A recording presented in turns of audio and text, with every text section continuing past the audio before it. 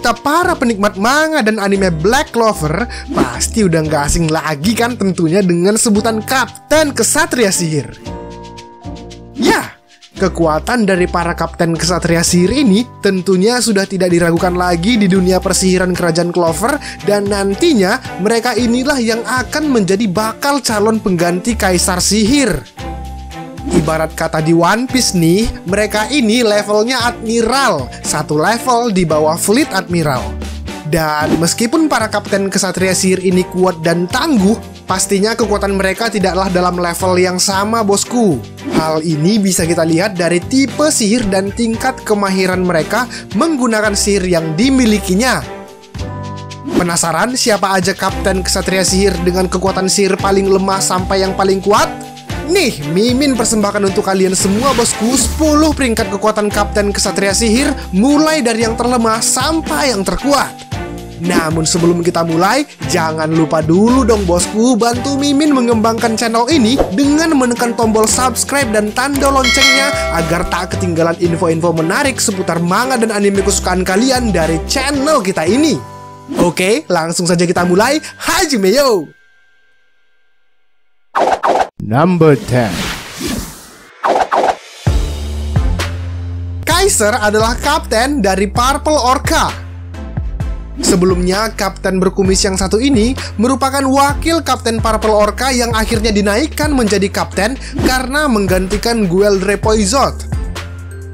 Gak banyak sih adegan pertarungan yang ditunjukkan kapten satu ini. Dia hanya diperlihatkan bertarung ketika tubuhnya dirasuki elf.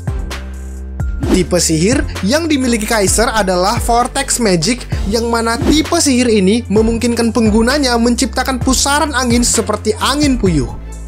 Dan kekuatannya ini terlihat ketika Kaiser bertarung melawan Fugoleon, di mana terlihat pertahanannya kokoh, tapi kemampuan menyerang Kaiser tak sekuat yang Mimin bayangkan. Number 9. Walaupun dia masih anak-anak, namun Rill dianugerahi mana yang sangat besar sehingga membuatnya mampu menjadi Kapten Ksatria Sihir di umur yang terbilang sangat muda. Tipe sihir Painting Magic yang dimilikinya juga bisa dibilang cukup berbahaya karena apapun yang dia gambar bisa menjadi sihir untuk menyerang lawannya. Bahkan bisa menciptakan berbagai macam elemen dari cat lukis yang dimilikinya itu. Namun sayang, ada yang masih kurang dari dirinya, yaitu pengalaman bertarung. Itulah kenapa Rill bisa kalah dari Yuno saat seleksi Royal Knight.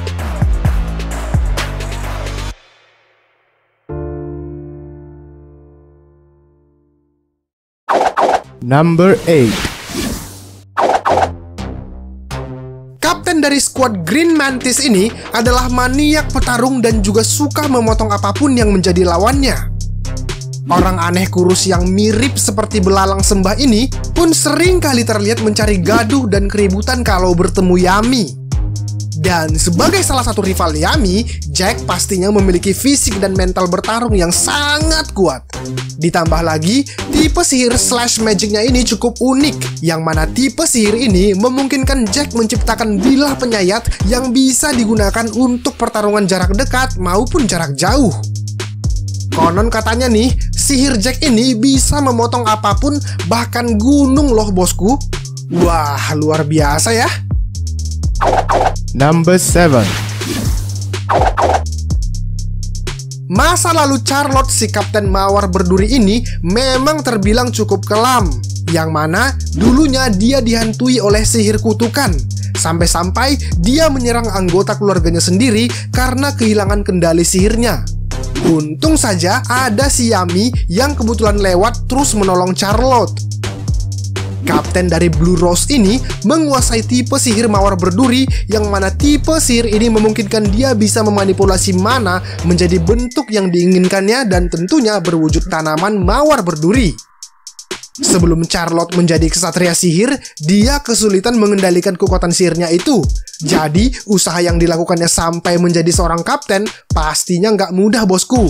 Dan diam-diam nih, si Charlotte ini menyimpan rasa pada Yami yang belum diungkapkannya sampai saat ini. Number 6. Kita sudah tahu lah ya kalau kapten dari Silver Eagle ini merupakan kakak kandung dari Noel. Ya, meskipun sebelumnya di awal cerita diperlihatkan kalau Nozel tidak mengakui Noel sebagai adiknya. Tipe sihir Mercury milik kapten yang satu ini pun sangatlah unik, di mana tipe sihir ini merupakan turunan dari dua tipe sihir, yaitu sihir air dan sihir baja. Kalau dilihat lagi nih, musuh-musuh yang menghadapi Nozel semua kesulitan saat bertarung melawan dia. Itu dikarenakan fleksibilitas sihirnya yang dapat digunakan dalam berbagai macam situasi. Dan tentu hal itulah yang membuatnya menjadi kapten kesatria sihir yang patut diperhitungkan.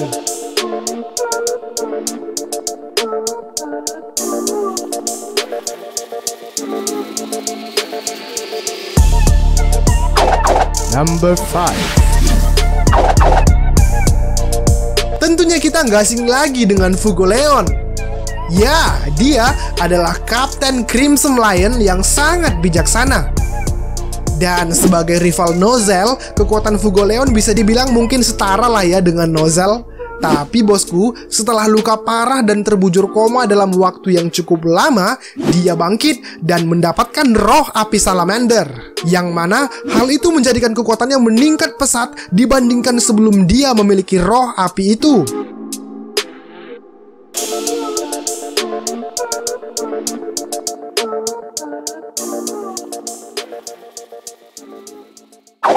Number 4. William, Kapten Golden Dawn yang juga satu tubuh dengan Patri. Yang mana kita tahu, meskipun dia satu tubuh dengan Patri, tapi sihir mereka sangatlah berbeda. Di mana Patri dianugerahi tipe sihir cahaya, sedangkan William dianugerahi dengan tipe sihir World Tree Magic. Dan sebagai pemimpin dari salah satu skuad terbaik di kerajaan Clover, tentunya William pastilah sangat kuat.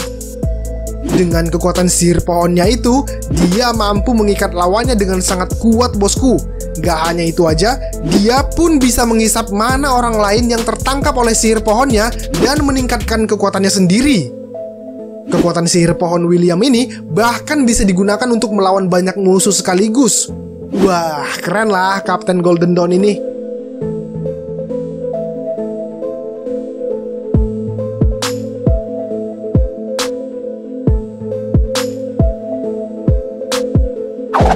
Number 3. Menurut Mimin sih, kapten yang satu ini adalah kapten yang paling aneh dari semua kapten kesatria sihir yang ada.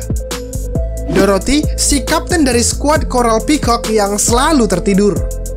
Bayangkan aja bosku, kok bisa ya dia jadi kapten tapi tidur terus? Tapi dibalik keanehannya itu, dia benar-benar berbahaya kalau terbangun. Ini pun terlihat jelas ketika Dorothy dirasuki elf, dia menguasai sihir mimpi yang mampu menyeret lawannya ke dunia mimpi yang berada di bawah kendalinya. Dan apapun yang dia inginkan akan muncul di dunia mimpi itu. Sekilas ini mirip seperti jurus Genjutsu dari Itachi di serial anime Naruto ya bosku. Di mana lawan yang terkena jurus ini akan dibawa ke dalam dunia Genjutsu dan berada di bawah kendali pengguna jurus itu. Sangat berbahaya.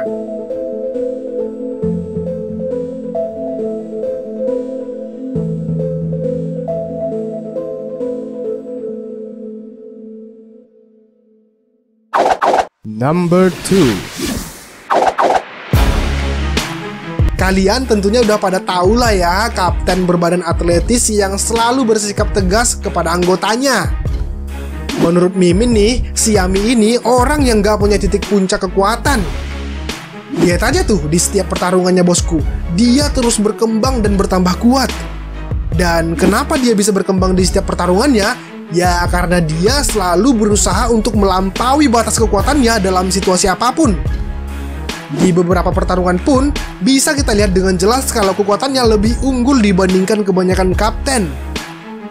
Penguasaan mana zone yang cukup gila ditambah lagi penguasaan ki yang gak dimiliki kapten lainnya membuat Yami punya kekuatan yang jauh di atas para kapten kesatria sihir lainnya bosku. Lihat saja di mana Yami menjadi penentu kemenangan mereka melawan iblis. Dia menebas iblis yang jaraknya sangat jauh dan bahkan tidak terlihat olehnya.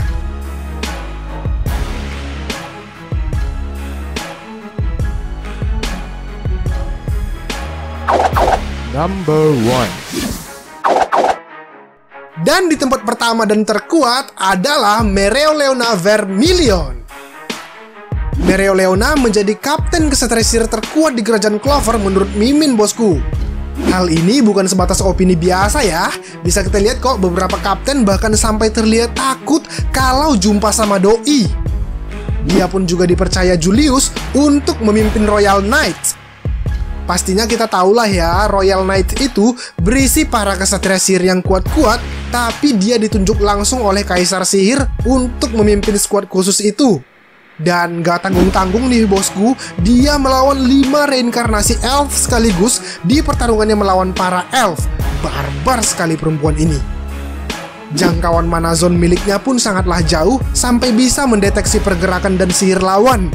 Bisa dibilang dalam penguasaan mana zone dari keseluruhan kapten kesatria sihir, Mereoleona adalah yang paling mahir. Pastinya lagi nih, Mereoleona sangat berpotensi besar untuk jadi kaisar sihir selanjutnya.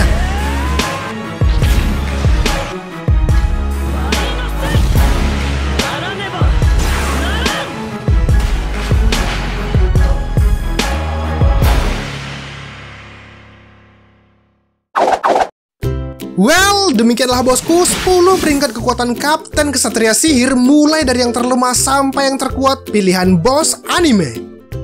Nah, jika ada saran dan kritik dari kalian, jangan malu-malu sampaikan di kolom komentar ya bosku. Kita diskusi di sana. Oke, sampai jumpa di video berikutnya. Ciao!